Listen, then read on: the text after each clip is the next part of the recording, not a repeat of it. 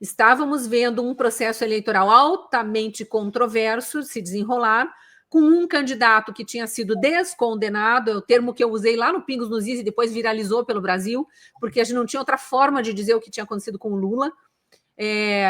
Um candidato que tinha sido descondenado contra um candidato que estava no auge da popularidade, apesar de ter passado todos os anos do seu governo atacado de todas as formas por essa mídia que já tinha se transformado em militante, não seguia no jornalismo tradicional. E assim, o que foi acontecendo na campanha ali, a gente, na Jovem Pan especificamente, a gente de repente tinha uma lista tão grande de palavras proibidas, assuntos proibidos, entrevistas proibidas. Uma delas eu lembro claramente, a gente foi proibido de exibir uma entrevista que a Jovem Pan tinha feito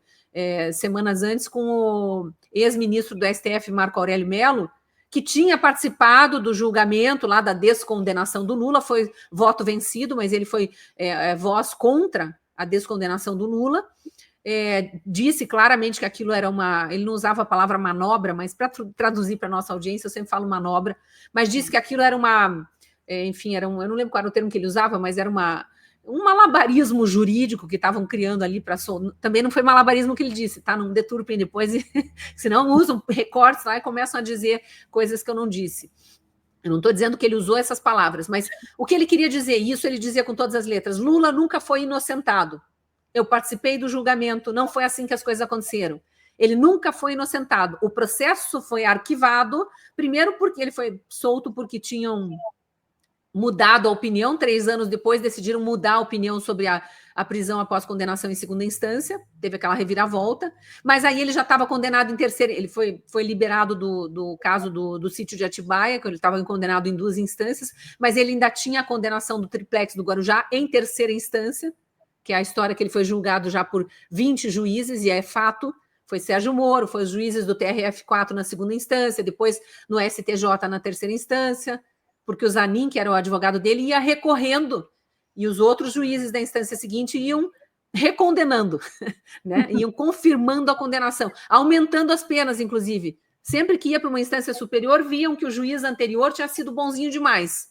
Então, Sérgio Moro, que é tão defenestrado aí pela esquerda e tal, ele foi bonzinho demais, conforme confirmaram os juízes do TRF4 e do STJ depois, que aumentaram a pena de Lula. Mas, enfim, voltando ao Marco Aurélio Mello, ele tinha dado uma entrevista bem consistente, assim, dando a posição dele, como ele via todo o processo, e essa entrevista foi proibida de veicular no período eleitoral, pelo STF, já com o Marco Aurélio Mello aposentado,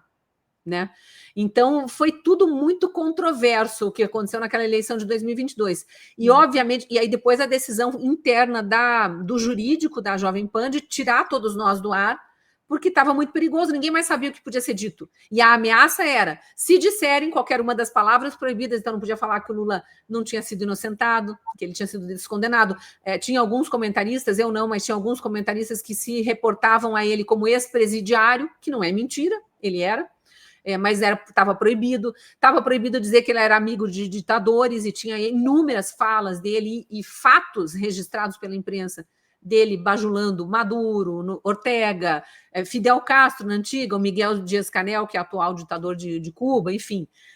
N provas de que ele é amigo de ditadores, apoiador de ditaduras, mas tudo isso foi proibido, e fatos e entrevistas, a do Marco Aurélio Mello não era a única. Então, o medo do jurídico da Jovem Pan era que eles executassem a ameaça que eles faziam à Jovem Pan de caçar a concessão e tirar do ar a emissora. Para não correr esse risco, tira todos os comentaristas do ar e deixa ali só os esquerdistas pró-Lula. E aí ficou até a emissora, que era uma emissora imparcial na época, ou mesmo sendo jornalismo de opinião, tentava dar um equilíbrio ali nas análises, ficou uma emissora de esquerda pró-Lula no período eleitoral. E aí teve inúmeras outras aberrações, né? E a dispensa de todos nós, a interrupção do nosso contrato no dia seguinte da eleição, que é uma rendição descarada à ditadura do judiciário, que era o que a gente já vivia naquela época e agora está mais intensa, né?